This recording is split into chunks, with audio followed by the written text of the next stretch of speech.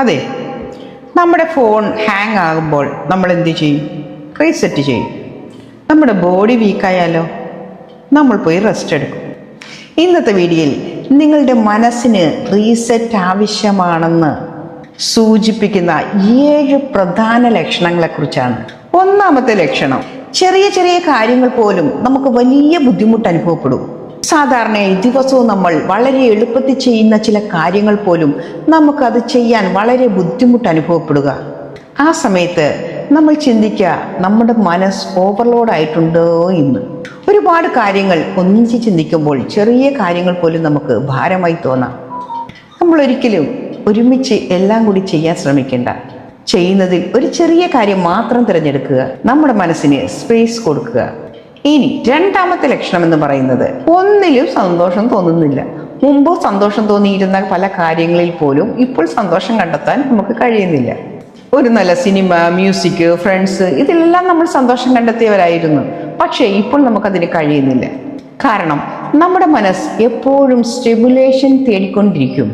അപ്പോൾ ചെറിയ കാര്യങ്ങളിലുള്ള എൻജോയ്മെന്റ് കുറയും.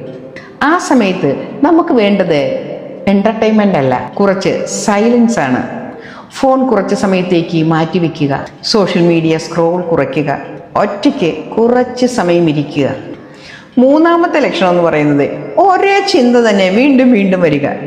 ഒരു സംഭവം കഴിഞ്ഞിട്ട് മണിക്കൂറുകൾ കഴിഞ്ഞു, എന്നിട്ടും അതേ സംഭവത്തെക്കുറിച്ച് തന്നെ നമ്മൾ ഓർത്തുകൊണ്ടിരിക്കുക, അല്ലെങ്കിൽ സംസാരിച്ചുകൊണ്ടിരിക്കുക. ഞാൻ അങ്ങനെ പറയേണ്ടിയിരുന്നില്ല, അവൻ അങ്ങനെ പറഞ്ഞത് എന്തുകൊണ്ടാണ്, എന്നാലും അവനത് പറഞ്ഞല്ലോ. ഇങ്ങനെ റിപ്ലൈ കിട്ടാത്ത പഴയ കാര്യങ്ങളെക്കുറിച്ച് വീണ്ടും വീണ്ടും ആലോചിച്ചു കൊണ്ടിരിക്കുക. പക്ഷെ നമുക്ക് എല്ലാ കാര്യങ്ങൾക്കും ഒരു പെർഫെക്റ്റ് ആൻസർ എപ്പോഴും കിട്ടണമെന്നില്ല. ചില കാര്യങ്ങൾക്ക് ഒരിക്കലും ആൻസർ കിട്ടുകയില്ല. അത്തരം കാര്യങ്ങൾക്ക് നമ്മൾ അക്സെപ്റ്റ് ചെയ്യുകയാണ് മാർഗം.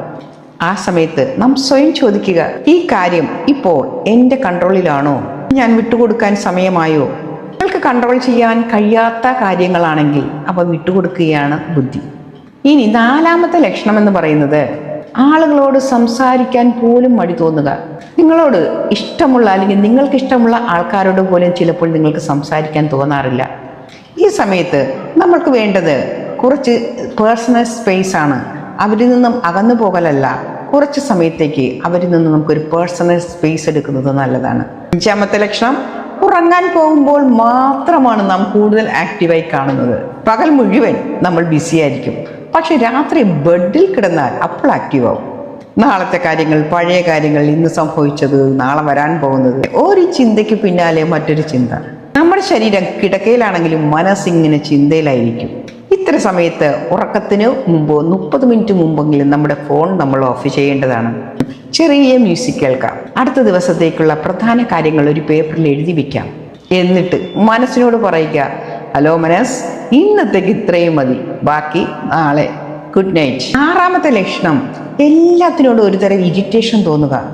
ആരെങ്കിലും ഒരു ചെറിയ കാര്യം പറഞ്ഞാൽ ദേഷ്യം, വീട്ടിലുള്ള ചെറിയ ചെറിയ പ്രശ്നങ്ങൾ പോലും വലിയ വലിയ പ്രശ്നങ്ങളായി തോന്നുക. നിങ്ങൾ ശരിക്കും റിയാക്ട് ചെയ്യാത്ത കാര്യങ്ങളോട് പോലും ഓവർ റിയാക്ട് ചെയ്യുക. ഇതൊരിക്കലും നിങ്ങളുടെ സ്വഭാവം മാറിയതല്ല, നിങ്ങളുടെ മൈൻഡിന് റീസെറ്റ് ആവശ്യമാണ് എന്നതിൻ്റെ ലക്ഷണമാണ്. നമ്മുടെ ഫോണിൻ്റെ ബാറ്ററി 5% ആയിക്കഴിഞ്ഞാൽ നമ്മൾ ഹെവി ആപ്ലിക്കേഷൻ ഉപയോഗിക്കില്ലല്ലോ. അതുപോലെ തന്നെ നമ്മുടെ മനസ്സ് സ്ലോ ആയിക്കഴിഞ്ഞാൽ ആ സമയത്ത് ഒരു ചെറിയ പോസ് ചെയ്യുക. ആഴത്തിൽ ശ്വാസമെടുക്കുക. ഉടൻ തന്നെ റിപ്ലൈ ചെയ്യാതെ സമയം കുറച്ചു നേരം വെയിറ്റ് ചെയ്യുക. ചില പ്രതികരണങ്ങൾ ഒഴിവാക്കുന്നതും ഒരു മെന്റൽ സ്ട്രെങ്ത് ആണ്.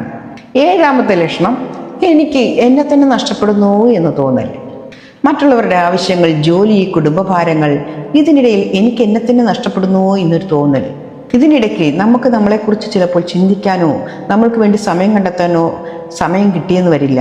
എനിക്ക് യഥാർത്ഥത്തിൽ എന്താണ് വേണ്ടത്, എന്താണ് എൻ്റെ ഇഷ്ടം എന്നൊക്കെ എന്നോട് തന്നെ ഞാൻ ചോദിച്ചിട്ട് ചിലപ്പോൾ കുറേ നാളുകളായിരിക്കാം. ദിവസത്തിൽ കുറഞ്ഞതൊരു 10-15 മിനിറ്റ് നിങ്ങൾക്കായി മാറ്റിവെക്കുക.